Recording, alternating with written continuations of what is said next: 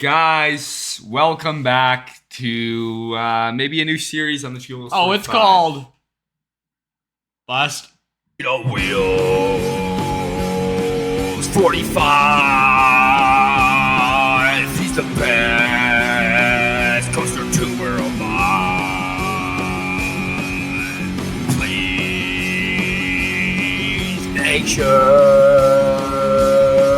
to like, comment, and subscribe.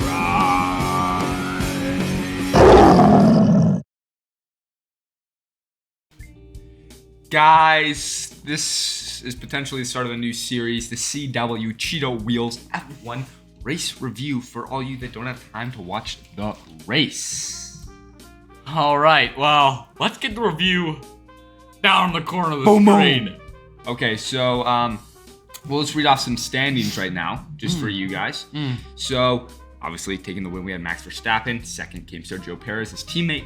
We had Charles Leclerc in third, finishing off the podium. We had Piastri in fourth, the strong finish. Then Alonso, Russell, Behrman, rookie debut, youngest Ferrari driver ever, I believe, at 18, sitting in for Carlos Sainz, who had appendicitis. Only had 1 hour of practice in FP3. He came in seventh. Great drive. We'll talk about that a little bit more. We have Norris in eighth, beaten by Piastri. We have Hamilton in ninth, beaten by Russell. We have Hülkenberg finishing off the points in 10th.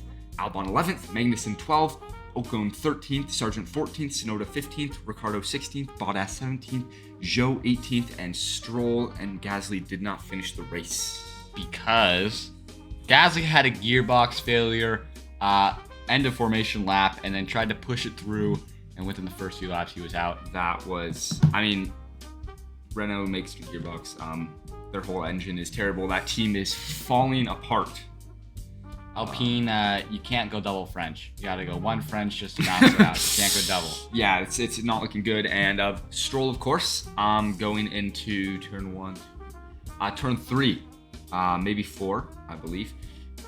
He snugged the wall, clipped his front tire, broke the suspension, and brought out an early safety car in the early laps, which was a big strategy call for teams. You know, do they go for the one stop and switch early to the hards, or we had people like Norris, Hamilton, Hülkenberg, who all got into the points by staying out in the safety car and pushing those mediums for a long time. Yeah. I'd say Hamilton, though, he didn't really make up any positions. He started 9th, finished 9th. Correct? Right. Yeah, exactly. Yeah. I mean, yes, it did give him the advantage of holding that third position until he slowly dropped.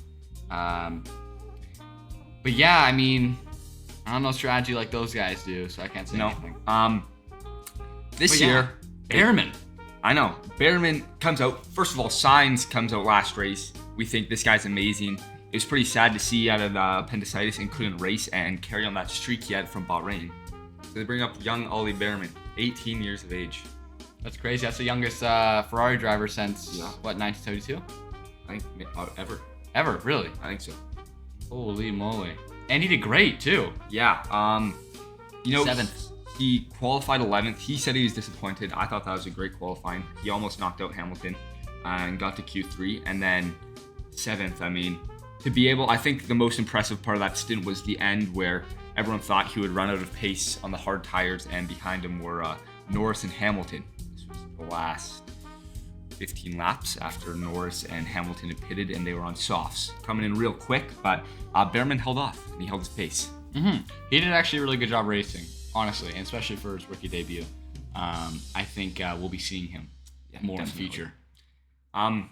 This year, new rules. The DRS is activated earlier to, let's be honest, it's got to stop Max. Hopefully, that's what they're probably hoping with that rule. Praying. However, he pulled out so quickly, dominated the race like usual. Hard to see him having a worse season than last year. That's all I'll say. My prediction is Max will get a perfect season, or he will have an almost perfect season. With the only issue is a driver error right into the pit lane. Because let's say Max is theoretically 11th place. Okay. And we know Max kind of does this thing where he gets kind of in this area where we know he might be able to score points but not get podium. But he ends up winning the race. I don't know. But let's say it's near the end of the season. He has 22 race wins, 23rd race. He wants that perfect season. Pushes hard. A little too hard. Even harder for Max Verstappen himself. Ends up in the wall. I don't see it happening. But hey, we can have our arguments. I see it happening. Let's talk about Checo Perez. Really coming into it this season. I mean, he looked good, strong last season. I think he settled in that he's the second driver after 100%. And like they said, it's better to be a good second driver than a bad first driver. You know? Good job, Perez. Now, honestly, I think a great performance. Oscar Piastri coming home fourth. Obviously, Charles Leclerc third. That's typical from, I think, better race than he had in Bahrain. Obviously, he didn't have any issues. Piastri coming in fourth. That's a strong performance. He's good around this track last year. Crushed Norris. 4 places up on Norris, his teammate. I think he drove a good race. He got stuck behind Hamilton for a while, but it didn't really matter. No, it didn't. Now, let's talk about one more guy. In fifth, Fernando Alonso. Oh, man. That old relic. Still racing. Yeah, he seems to be holding his own. Holding his own. Yeah. Yeah, he's a great racer, and he actually did have a wall tap. But, I remember that. But he was having fun. You could tell he was having fun on the track. He doesn't really care about winning. I mean, he does, but yeah.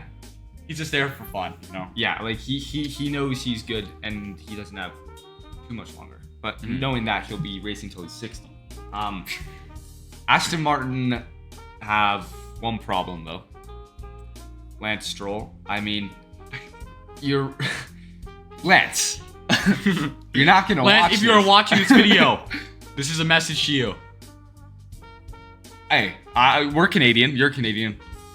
Gotta love you for that. But, dude, there's a rookie. He's 18. And he's racing this track, and he doesn't crash. And you hit a wall when there's no pressure. I mean, obviously, there's always pressure, but... Come on, Lance. I mean, we gotta pick this up. It's a classic Stroll move. But really, this is looking to be a good battle. I mean, I think Red Bull will definitely secure P1. Yeah. But P2 to 5, I mean, Ferrari looks like P2 right now, but if Aston Martin's having good races like this, McLaren has the good races, Mercedes doesn't look too great. I see him Mercedes in fourth. Yeah? Who are you going for third? Ferrari? Who's second? Second, Aston Martin. Aston Martin second. Yeah. I'm going to Aston Martin second only because if Lance gets his act together, they could actually be doing some good damage on the grid. That's ridiculous. That's ridiculous. But hey, we both have our lists. Think of the 2023 season. No, we both have our lists. So let's talk about a guy who didn't get talked. Who I actually didn't hear his name get mentioned once today. Daniel Ricciardo, who might be the worst driver on the grid right now. Give me up. Racing Bulls. They were hyping themselves up. Everyone was, oh my god, they're taking their car from Red Bull. They're gonna be Best good. livery. Best livery. Okay. Debatable. I think it's up there. I think. Oh, your favorite's the atomic waste one, the steak. You're that guy. Hey, to each their own. It's definitely not that one. This year, I think I gotta go. Mercedes looks good. Mercedes is great. I'd say that's tied for RB P1. Anyhow, RB looks terrible.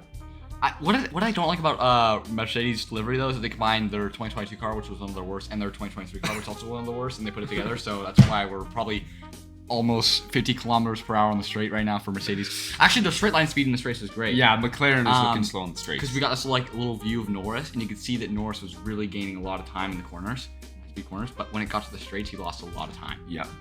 Anyhow, back to Racing Bulls. Ricciardo's washed. And I've been saying this. I think Lawson deserves that seat. Ricciardo needs to get out. He's not proving he's quick. Tsunoda crushed him in qualifying. Tsunoda did only finish one place up on Ricciardo, but that car sucks. Ricciardo isn't it. Yeah. He was, I think, a better driver, honestly, as a reserve, in my opinion, because... Use him for the media. Yeah. He's a Netflix boy now, not a racer. That's what happened. FIA, we need to have a chat. Yes. This is the big controversy of the race. Starting grid, okay? We have Lando Norris lining up in 6th. False start. I don't remember the last time I saw a false start. Not too big, though. He definitely was a little spooked at that. A small creep. And then... He did stop his car. The FIA but doesn't call it no penalty. no none. You can't just start your car. I know he didn't pass the sensor. I'm fuming. And then they go out and give Magnussen 2 10-second penalties? Two? He doesn't deserve that. Maybe one. I can understand one, but the one between Yuki and him, that's understandable. But the fucking ridiculous. The one in the pit lane where he heckled a bit doesn't deserve a 10-seconder at all. Man, the FIA needs to get on their game. Ever since 2021, me and Cooper discussed it's been kind of going downhill since then. Yeah. Been a little bit better in 2022. Nothing too big. No. I mean, they just got to get more consistent on their penalties, but that's a whole nother discussion.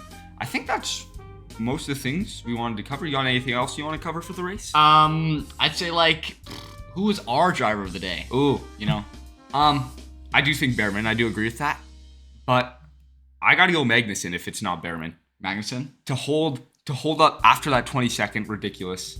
I think he deserved at least 10, but 20 seconds to hold up the pack like that so that Hulkenberg could get the free pit and get points. That was great. Great stuff. Honestly, Magnussen's not the best driver out there, but he's a great team player, so I respect that. Picking it up this season, hopefully. I'm gonna say my driver of the day is very controversial, but I'm gonna say George Russell because okay. He wasn't talked about, I don't think, at all today. No. Pretty quiet race, but that's understandable. But he gained a spot. Yeah. Might have gained 2. No, 1.